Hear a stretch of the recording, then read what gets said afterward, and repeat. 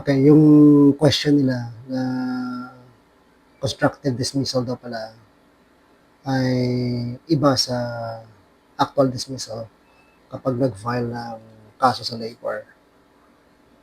Ang complaint form sa NLRC, ang nakalagay dyan sa causes of action marami.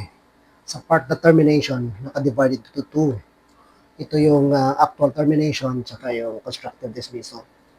Sa actual termination, dalawa rin yan.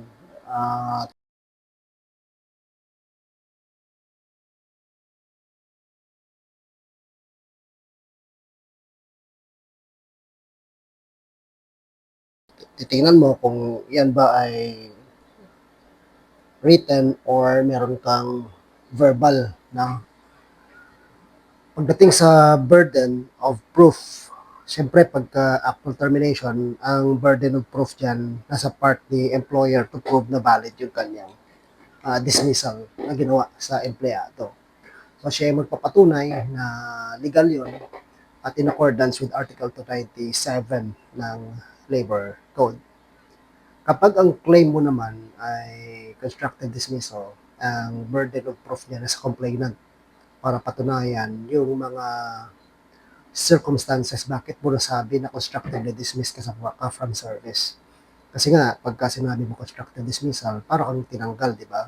Ang tawag nga doon ng Supreme Court ay dismissal in disguise. No? So, nawala na ng option si employee but to foreclose yung kanyang employment. No? So, parang napilitan na lang siya mag-resign. Yeah, thank you. So, yun lang naman ang pinagkaiba nun. Now, kahit dun sa actual dismissal, however, ang madaling i-prove lang doon na terminated ang isang empleyado, yung may written. Pagdating sa verbal, yan ang isa sa mga mahirap din i-prove kasi kadalasan ng mga employers dinideny yan kapag verbally dismissed from service ng empleyado. No? Pag nagdemanda na, sabi niya, hindi ko naman tinanggal yan, hindi ko naman sinabihan yan, hindi totoong pinaalis ko na yan, hindi ko sinabing, hindi totoong pinauwi ko na yan. Ganun kadalasan ng mga narrative yan. Kaya, ang maganda sa mga verbal dismissal, i-chat mo, i-text mo yung boss mo, halimbawa, or yung employer mo, tanungin mo na, sir, totoo ba ang binanggit mo or seryoso ka ba doon nung sinabi mo sa akin na huwag na ako pumasok. Kung gano'n, ano. So, papakonfirm mo through text or chat no, sa mga messaging platform ninyo. Kasi kung wala kang ganun, verbal, talo ka dyan. Anyway, kung verbal man at sabihin na hindi ka naman talaga tinanggal, ang mangyayari din naman dyan, pababalikin ka. Yun nga lang, without back wages yun, kung hindi ka tinanggal at hindi ka nag-abandon on the mistaken belief na tinanggal ka na hindi naman. So, reinstatement without back wages. So, pares na kayo nagsayang ng oras ng employer mo. No?